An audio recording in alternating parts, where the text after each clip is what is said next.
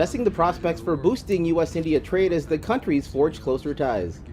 Welcome to VOA Asia Weekly. I'm Chris Casquejo in Washington. That story is coming up, but first making headlines.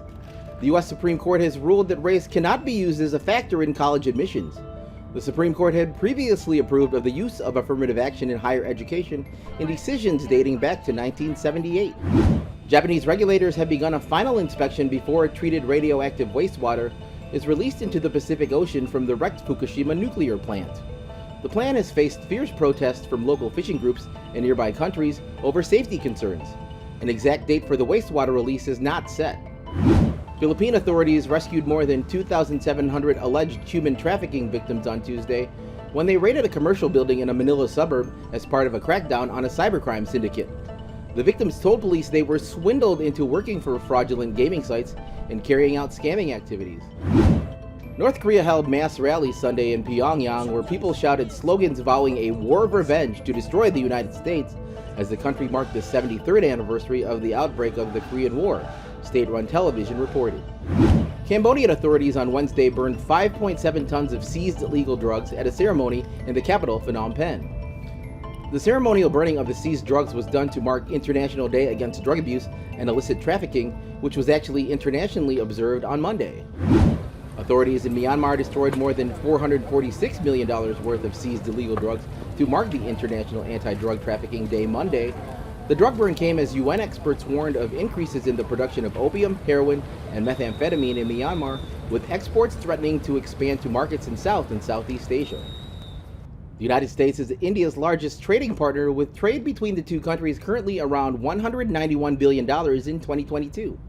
With the two forging a closer relationship, a look at the prospects for boosting U.S.-India trade.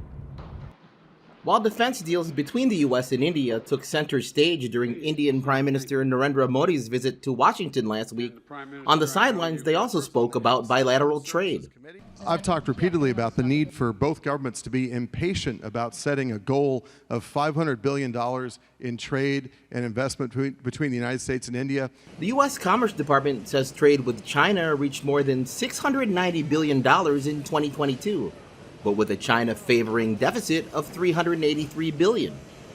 U.S. Representative Ro Khanna from California says bilateral trade with India offers the U.S. a chance to have a more balanced relationship than the one with China. India, with some of the agreements, is going to be buying things from a number of our defense contractors or defense companies. So they're helping to create jobs here in the United States. And that is where we need to learn from the mistake made with China, which was an unreciprocal trade agreement. The U.S. is encouraging businesses away from China and promoting what's called friendshoring, or doing more business with countries that are political and economic allies like India. During Modi's Washington visit, India agreed to lift retaliatory tariffs placed on U.S. aluminum and steel imports, but the U.S. kept in place its tariffs on Indian aluminum and steel, which surprised some analysts like Inu Manik from the Council on Foreign Relations. India got a pretty raw deal, and it's quite surprising that the Biden administration did not do anything to remove these tariffs as a signal of support for its growing relationship with India. Manik also says India needs to cut regulations to create a more welcoming environment for U.S. investment. India's had many longstanding restrictions on foreign direct investment.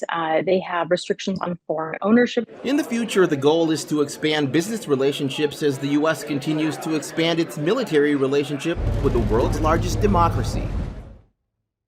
Finally, South Koreans found themselves a year or two younger on Wednesday. The international method of counting age has replaced the country's traditional method, in which a person was deemed 1 year old at birth. I'm supposed to be 30 next year in the traditional Korean age system, but with this new age system, I became 2 years younger. It's just great to feel like you're getting younger, and I feel a bit of distance from becoming 30. I'm so happy that I can celebrate this year's birthday once again in a younger age. Visit voanews.com for the most up-to-date stories. Thanks for watching VOA Asia Weekly. I'm Chris Casquejo. See you next time.